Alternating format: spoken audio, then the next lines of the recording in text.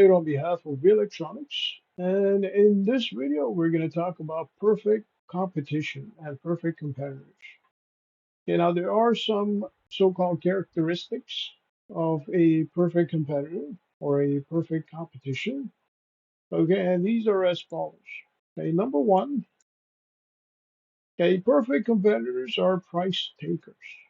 Okay, they're not price setters or price makers, unlike a monopoly. Okay, so perfect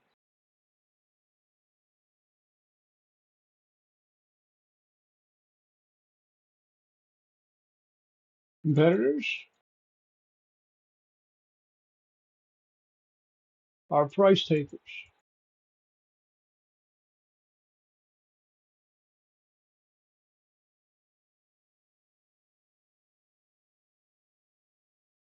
They are not price setters,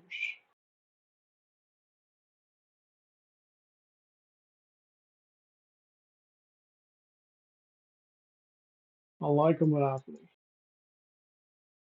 Now, what that basically means is that a perfect competition will take whatever market price might be available to them.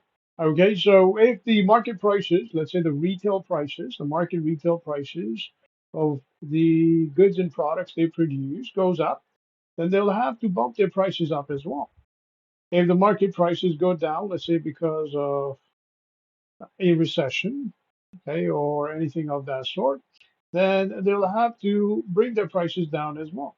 So it all depends on the market for a perfect competitor.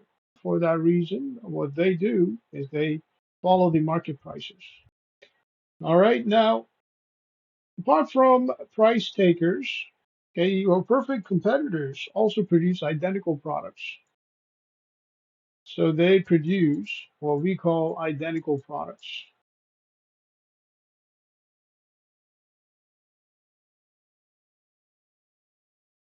Now, what that means is that perfect competitors, they produce the same kind of products, okay, whether it might be a T-shirt, whether it might be a computer, whether it might be a CD or compact disc, okay, whether it might be a DVD. Okay, they all produce the same kind of products. So these guys, they produce the same kind of products and they sell the same kind of products. Okay, so these are identical products. Okay, next. All right, buyers are available to buy the product and sellers are available to sell the product. Okay, what that means is that there is a demand for the product as a result of which the sellers, okay, sell the product. Okay, so demand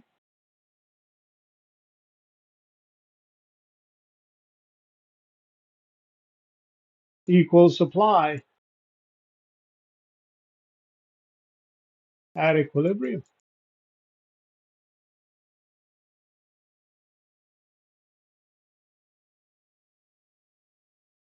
Okay, if the demand is too high compared to supply, there might be a shortage. If the supply is too high, there might be a surplus. Okay, for that reason, demand equals supply at equilibrium. Okay, buyers are available to buy the product, okay, the quantity that's available in the market, and the sellers are able to supply that quantity in the market. All right, apart from that, you also have low entry barriers.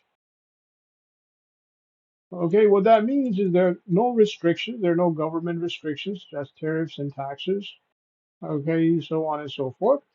For that reason, the firms are able to compete, okay, without their cost of production going up. Okay, so you have low entry barriers,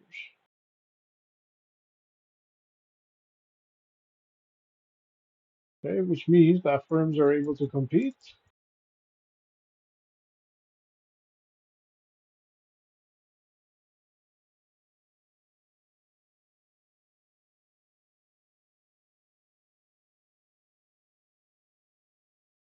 without the prices going up or without restrictions, without government restrictions,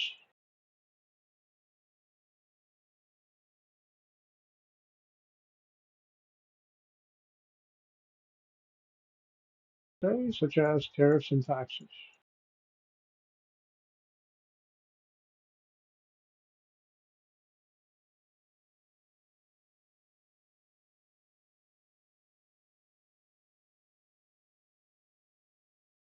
All right, now apart from that,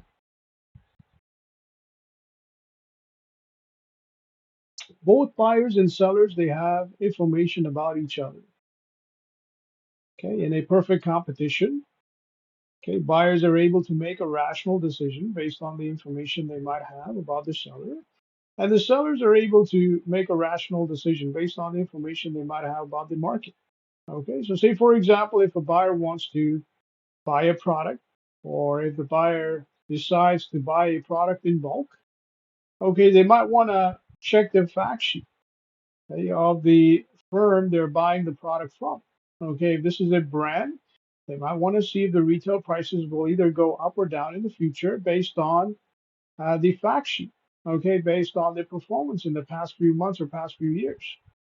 Okay, and this has to do with the stock market as well. Okay, the stock market performance may be based on the fact sheet. It may be based on things like return on investment, risk when it comes to investment, okay, so on and so forth.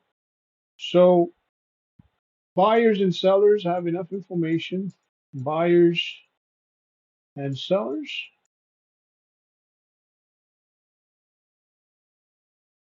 have enough information to make a rational decision. Have enough information, so info, to make a rational decision.